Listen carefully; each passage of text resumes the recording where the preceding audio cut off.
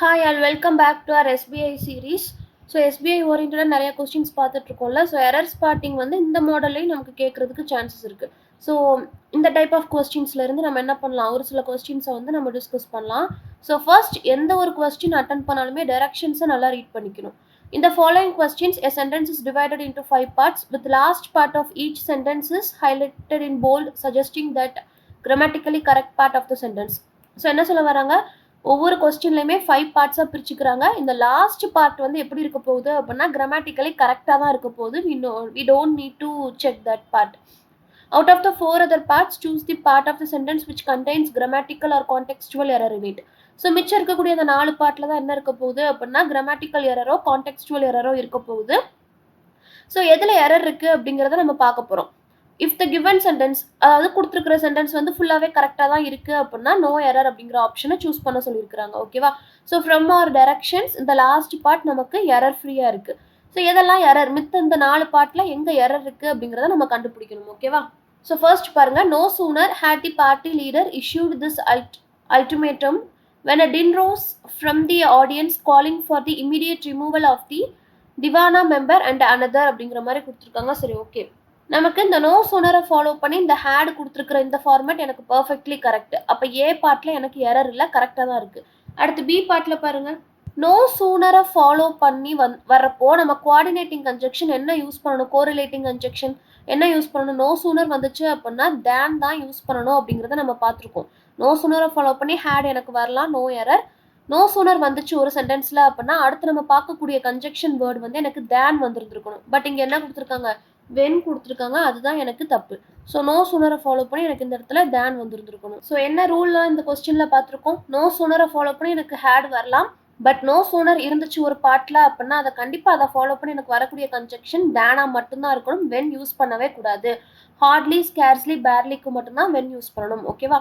So அடுத்து பாருங்கள், instead we still depict nostalgic snow scenes on Christmas cards. Winters are now very much warmer அப்படின்னு சொல்லி கொடுத்துருக்காங்க. Very much warmer அப்படிங்கிற பாட்டில் எனக்கு எரரே இல்லை. ஸோ வேறு எங்கே எரர் இருக்குது அப்படிங்கிறத நான் பார்க்கணும். ஓகேவா? instead we still depict nostalgic snow scenes அப்படிங்கிற மாதிரி கொடுத்துருக்காங்க. ஸோ சீன்ஸ் அப்படிங்கிறப்போ எனக்கு அது ப்ளூரல், அதனால ஆர் யூஸ் பண்ணியிருக்கிறாங்க, பர்ஃபெக்ட்லி கரெக்டாக இருக்குது. இப்போ ஒரு இடத்துல இன்ஸ்டெட் யூஸ் பண்ணுறாங்க அப்படின்னா அதை ஃபாலோ பண்ணி எனக்கு ஆல்தோ வரலாமா?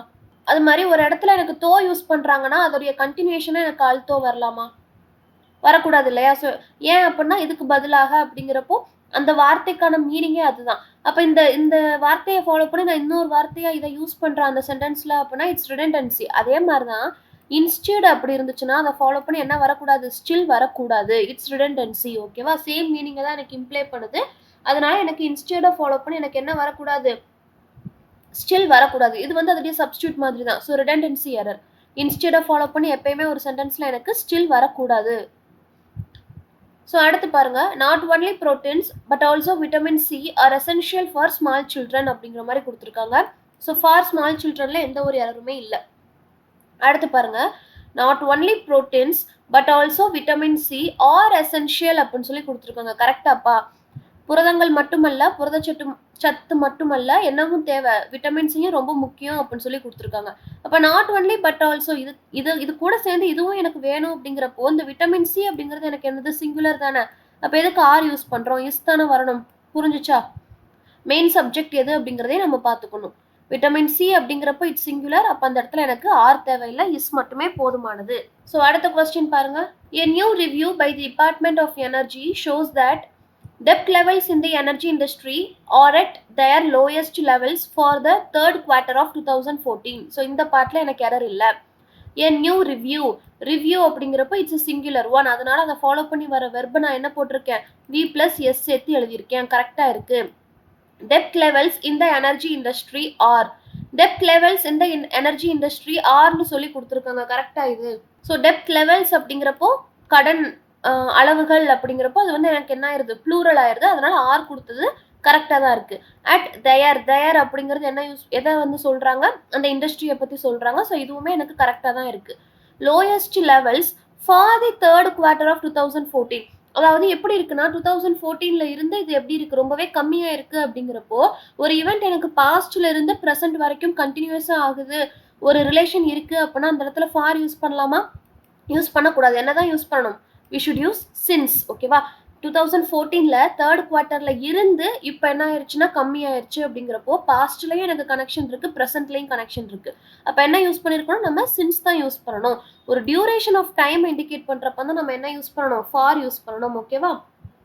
ஃபார் வந்து எதுக்காக அப்படின்னா ஒரு டைமை மெஷர் பண்ணுறோம் அப்படின்னா அந்த இடத்துல மெஷரிங் டைமுக்கு நம்ம என்ன யூஸ் பண்ணலாம்? ஃபார் யூஸ் பண்ணிக்கலாம். பட் சின்ஸ் வந்து எதுக்காக யூஸ் பண்ணுறோம்? இந்த ஸ்பெசிஃபிக் டைம் 2014 ஸ்பெசிஃபிக்காக சொல்லிட்டாங்களா, அப்போ அந்த இடத்துல கண்டிப்பாக சின்ஸ் தான் யூஸ் பண்ணணும். அப்போ ஃபார் அண்ட் சின்ஸுக்கு வந்து 2 யூசேஜ் இருக்குது. ஸோ ஃபார் எந்த இடத்துல யூஸ் பண்ணுவோம் அப்படின்னா டைமை மெஷர் பண்ணுற இடத்துல நம்ம ஃபார் யூஸ் பண்ணிக்கலாம். பட் சின்ஸ் அப்படிங்கிறது ஸ்பெசிஃபிக் டைமை வந்து இண்டிகேட் பண்ணிட்டாங்க அப்படின்னா அந்த இடத்துல யூஸ் பண்ணக்கூடியது என்னதான்? சின்ஸ் தான். ஓகேவா? So அடுத்த question பாருங்க, 5th question. What the Congress needs to do is to return to its philosophical roots and clearly lay out a vision of the composite nation as imagined by Gandhi and Nehru, which is imperiled by the PJB's ideological onslaught. இந்த பார்ட்ல error இல்லை, error free. அடுத்து பாருங்க, what the Congress. தி காங்கிரஸ் அப்படிங்கிறது singular. அப்போ அதை follow பண்ணி வர வெர்பு எப்படி இருக்கு? எனக்கு சிங்குலரா இருக்கு, கரெக்டா இருக்கு. டூவை ஃபாலோ பண்ணி எனக்கு V1 வரணும், அதுவும் கரெக்டாக இருக்கு. இது சிங்குலர் அப்படிங்கிறதுனால நான் யூஸ் பண்ணியிருக்கிறேன், இஸ் யூஸ் பண்ணியிருக்கிறாங்க, பர்ஃபெக்ட்லி கரெக்டாக இருக்கு. அகெயின் டூவை ஃபாலோ பண்ணி எனக்கு V1 கொடுத்துருக்காங்க, கரெக்டாக இருக்கு. டூ இட்ஸ்ன்றது என்ன ப்ரனவுன்? இந்த காங்கிரஸ் இண்டிகேட் பண்ணுற ப்ரனவுன், பர்ஃபெக்ட்லி கரெக்டாக இருக்கு. இந்த ஃபிலாசபிக்கல் ரூட்ஸ் கிளியர்லி லே அவுட்டில் எனக்கு எந்த எரரும் தெரியாது. ஓகேவா? அடுத்து பாருங்க, a vision of a composite nation as imagined by. அவங்க வந்து நினச்சி பார்த்த மாதிரியே நினச்சி பார்த்தேன் அப்படிங்கிறப்போ அது வந்து கம்ப்ளீட் ஆயிடுச்சு. அப்போ யார் இமேஜின் பண்ணி பார்த்தாங்க? காந்தியும் நேருவும். அப்போது இதை டீகோட் பண்ணி பார்த்ததுல எந்த ஒரு பார்ட்லையுமே எரர் இல்லை. So all are error free, no error in this particular question. ஓகேவா?